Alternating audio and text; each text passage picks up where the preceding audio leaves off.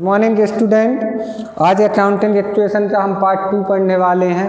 Previous lecture में हमने देखा था जैसे एसेट्स और लायबिलिटी कैपिटल के बराबर है, इक्वल टू है, उसी इक्वेशन को आज आगे डिफाइन करना है। एक न्यूमेरिकल क्वेश्चन शिवलाल की बुक में पेज नंबर 58 है और क्वेश्चन नंबर आपका 1 है। पेज नंबर 58 पे क्वेश्चन नंबर 1 है। आज मैं उसको डिस्क्रिप्शन दूंगा। पहले क्या लिखना है इसकी इक्वेशन अपने को, assets equal to liabilities plus capital. ठीक है, अब इसके पार्ट बनाना है क्वेश्चन देख के। इसके 2 बेसिक रूल बता देता हूँ मैं आपको अकाउंटिंग इक्वेशन के। पहला रूल है एवरी ट्रांजैक्शन 2 जगह इफेक्ट होता है, कोई भी ट्रांजैक्शन 2 जगह प्रभाव डालता है, एक एसेट्स पे और दूसरा लायबिलिटी या कैपिटल पे। दूसरा रूल इसका है यदि आपको इनकम हुई है, किसी भी तरीके से इनकम हुई है तो वो एसेट्स में और कैपिटल में प्लस हो जाएगी, और किसी भी तरह का एक्सपेंस है तो वो एसेट्स और कैपिटल से माइनस हो जाएगा। ठीक है, ये इसका रूल है। अब क्वेश्चन पढ़ना है और क्वेश्चन पढ़ने के बाद आपको ये डिसाइड करना है एसेट्स के कितने पॉइंट बनेंगे, लायबिलिटीज़ के कितने बनेंगे और कैपिटल का कितना बनेगा। पर इससे पहले हमें एसेट्स मालूम होना चाहिए कि एसेट्स कौन सी होती है। एसेट्स कौन सी होती है बिजनेस में? फिक्स एसेट्स और करेंट एसेट्स। फिक्स एसेट्स जैसा जो मूवेबल नहीं होती है, करेंट एसेट्स जो मूवेबल होती है। दूसरा डिफरेंस, फिक्स एसेट्स 1 साल से ज़्यादा के लिए मोर देन 1 ईयर, और current assets less than 1 year, 1 साल से कम में, जिसको हम केस में ट्रांसफ़र कर सकते हैं या परिवर्तित कर सकते हैं। इस क्वेश्चन के according question number 1 first point लिखा है commenced business with cash 25,000। Second point लिखा है bought goods from Surendra ₹10,000। Third point लिखा है sold goods to Shyam 1800 cost 1500। इसमें ट्रांजैक्शन कौन से बनेंगे? Cash plus stock plus debtors equal to creditors plus capital. ठीक है, फर्स्ट पॉइंट डाला, न्यूमेरिकल में उठाया कमेंस बिजनेस विथ कैश 25,000, मतलब हम कैश से बिजनेस स्टार्ट कर रहे हैं, तो मेरे पास कैश कितना था? 25,000। ठीक है, ऐड किया। स्टॉक अभी कुछ भी नहीं है मेरे पास जब मैं बिजनेस स्टार्ट कर रहा हूँ। स्टॉक मेरा कितना है? 0 है। डेटर्स अभी मुझे किसी से पैसा नहीं लेना है, 0 है। क्रेडिटर्स किसी को पैसा नहीं देना है, 0 है। पर मैंने कैश से बिजनेस स्टार्ट किया है 25,000 से, तो मेरे पास कैपिटल कितनी है? 25,000 रुपये, क्योंकि जो केस है वही मेरी कैपिटल हो जाएगी। तो यहाँ पे मुझे ज़रूर 25,000 लिखना है। एक इक्वेशन आपकी कंप्लीट होती है, आपको मैच करना है कि हमारा 2 इफेक्ट सही हो रहा है या नहीं, डबल एस्पेक्ट हम पढ़ रहे हैं तो वो सही है या रॉन्ग है। देखो 25,000 इक्वल टू 25,000, दोनों तरफ सेम है ना, मतलब हम यहाँ तक करेक्ट है। सेकेंड इक्वेशन आपको क्वेश्चन में दी है बाउट्स गुड्स फ्रॉम सुरेंद्र 10,000। नाम दिया है, जब भी क्वेश्चन के अंदर नाम रहता है इट मीन्स क्या है? वो क्रेडिट है, उधार परचेस है, वो उधार पे माल खरीदा है। तो उधार पे खरीदा है तो मेरा केस पे तो कुछ भी प्रभाव नहीं पड़ना, कोई ट्रांजैक्शन होना ही नहीं है केस पे। पर स्टॉक जरूर आया है मेरे पास, मैंने माल खरीदा है, चाहे वो उधार हो चाहे वो केस हो, तो माल आया है मेरे पास कितने का? 10,000 का माल आया है। अब मैंने क्रेडिट परचेस किया है, सुरेंद्र से लिया है, अब उसे पैसे देना है मुझे भविष्य में, तो क्रेडिटर्स मीन जैसे हमें पैसा देना रहता है, तो अब इसे मुझे 10,000 रुपीज़ देना है। कैपिटल 0 है। देखो सेकेंड इक्वेशन के बाद बराबर हो रहा है आपका अमाउंट, हो रहा है बराबर। ये देखो 10,000 इक्वल टू 10,000, दोनों तरफ सेम अमाउंट है, यहाँ तक करते हैं अपन। जब भी दो इक्वेशन सॉल्व होती हैं आपको फिर इसका कैलकुलेशन करना है, दो इक्वेशन होने के बाद, सिंगल इक्वेशन में नहीं, जब दो हो जाए, जैसे मैथमेटिक्स में करते थे आप। 25,000 जीरो कितना हो जा, ऐड किया मैंने इसको, है ना, ये 0 प्लस 10,000 होता है, यहाँ पे 0, यहाँ 10,000 का 10,000 होता है, और यहाँ 25,000 का 25,000 होता है। अब देखो फिर हमें इक्वेशन चेक करना है, 25,000 प्लस 10,000 35,000, और 10,000 प्लस 25,000 35,000, एज इट इज़ है, दोनों तरफ सेम है, कोई डाउट नहीं, सेम हो रहा है दोनों तरफ। अब थर्ड इक्वेशन की बात आती है, थोड़ा सा डिफिकल्ट है पर अपन उसको इजी करेंगे। चले क्या है, सोल्ड गुड्स टू श्याम, इसका मतलब है श्याम को माल बेचा, श्याम को माल बेचा। अब श्याम को माल बेचा है, अब नाम दिया है मतलब उधार माल बेचा है ना। कितने रुपए का माल बेचा है, 1500 का माल बेचा है 1800 में, 1500 का माल बेचा है 1800 रुपये में, तो आपको 300 रुपये का प्रॉफिट हो रहा है, पर उधार बेचा है। यहाँ पे श्याम दिया है मतलब क्रेडिट सेल है, ये क्रेडिट सेल है, इट मीन्स केस तो आपका जीरो रहने वाला है, केस में कोई इफेक्ट नहीं पड़ेगा।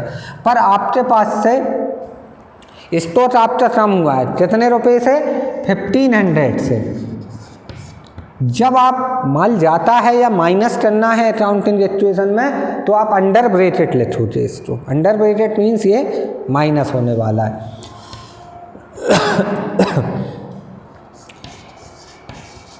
हमने इसको उधार बेचा है मतलब इससे पेमेंट लेना है, वो चीज़ हम कहाँ लेते हैं, डेटर्स में लेते हैं, तो 1800 डेटर्स में।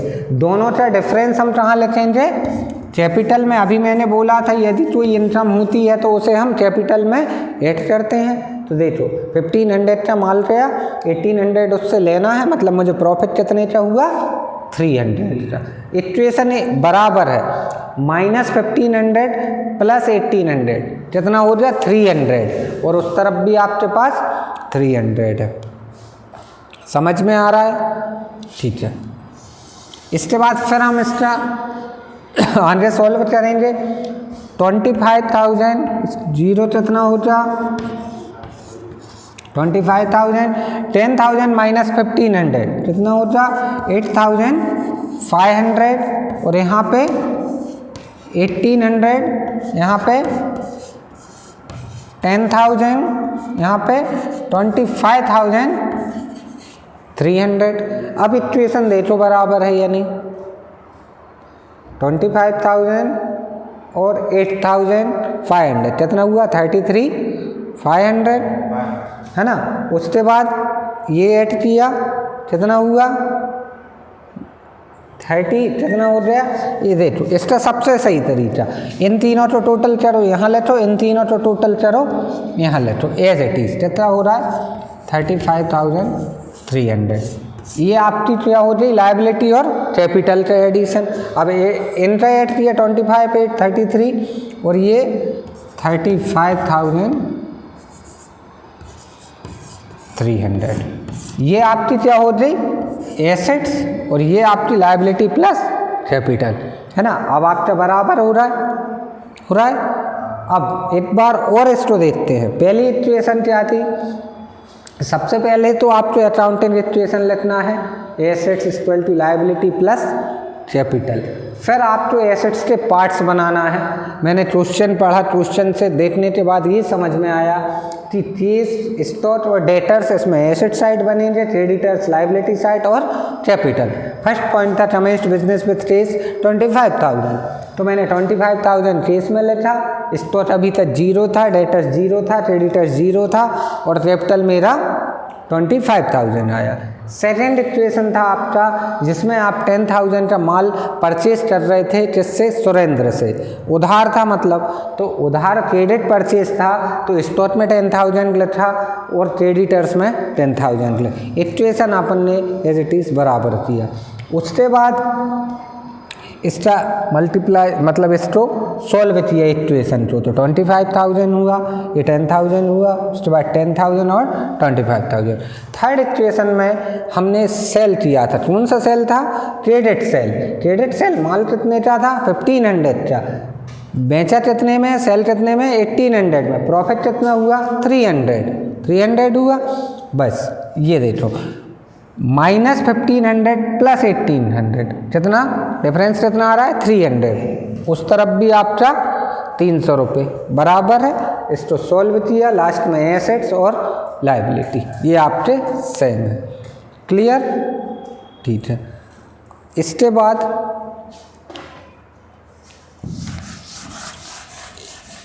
एक क्वेश्चन और, इसको बैलेंस शीट से सॉल्व करना और देखते हैं।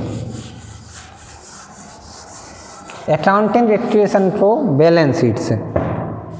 बैलेंस शीट क्या होता है?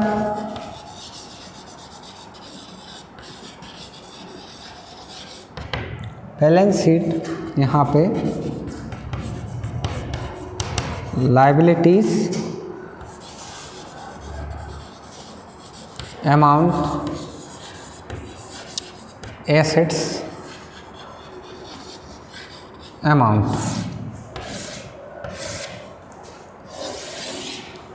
अकाउंटिंग इक्वेशन लायबिलिटी से, ये बैलेंस शीट से ही क्लियर होता है, यहीं से बनता है। जैसे लायबिलिटी में सबसे पहले हम कैपिटल लिखते हैं लायबिलिटी में, और कैपिटल और इस साइड एसेट्स में सबसे पहले केस लिखते हैं। या जितनी भी एसेट्स होती हैं, चाहे वो आपका डेटर्स हो,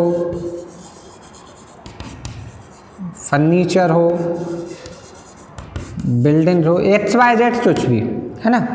तो फर्स्ट इक्वेशन में केस और कैपिटल लिखते हैं। देखो यहाँ से बिना केस के आप कैपिटल नहीं रहते। जब आप फर्स्ट टाइम इंट्रोड्यूस कर रहे हैं, सपोज आपने 10,000 से, तो यहाँ आपका केस 10,000 था। इक्वेशन में भी यही हो रहा था। उसके बाद अब ये तो साथ पे क्यों लिखते हैं लायबिलिटीज? तो सपोज क्रेडिटर, लायबिलिटी क्या होता है आपका? क्रेडिटर्स। जब आप बिजनेस स्टार्ट कर लिया है तो आपकी कैपिटल तो बढ़ गई, बिना केस के कैपिटल हुई ही नहीं। बिजनेस स्टार्ट करने के लिए हमें पैसा तो चाहिए, ये हो जाए। अब बाद में जब आप सेल और परचेस करते हो तो ज़रूरी नहीं हर बार फेस में ट्रांजेक्शन हो, कई बार उधार में होता है। जब उधार, यहाँ पे इसका मतलब उधार ही नहीं है, आउटसाइडर। आपने यदि बिजनेस के अलावा किसी से पैसा देना है, आपको देना है पैसा, तो यहाँ ये बैंक लोन भी हो सकता है और बिल्स पेबल भी हो सकता है। मतलब किसी भी तरीके का उधार आपको जो देना है उसे हम क्या बोलते हैं? लायबिलिटी। और कैपिटल कैसे बोलते हैं? जो फर्स्ट टाइम इंट्रोड्यूस होती है बिजनेस में, जब आप पहली बार कोई पैसा बिजनेस के अंदर इंट्रोड्यूस कराते हो। ये इक्वेशन को हम बनाते हैं। बस आपको ये मालूम होना चाहिए कि ये लायबिलिटी है और ये एसेट्स है, ये आपको मालूम होना चाहिए। इसके बाद हम इसका थर्ड पोर्शन पार्ट 3 कंटिन्यू आगे रखेंगे। हो सकता है बुक के क्वेश्चन हो या एग्जाम्पल हो, कुछ भी, बाकी मैं आपको नेक्स्ट क्लास में बताऊंगा।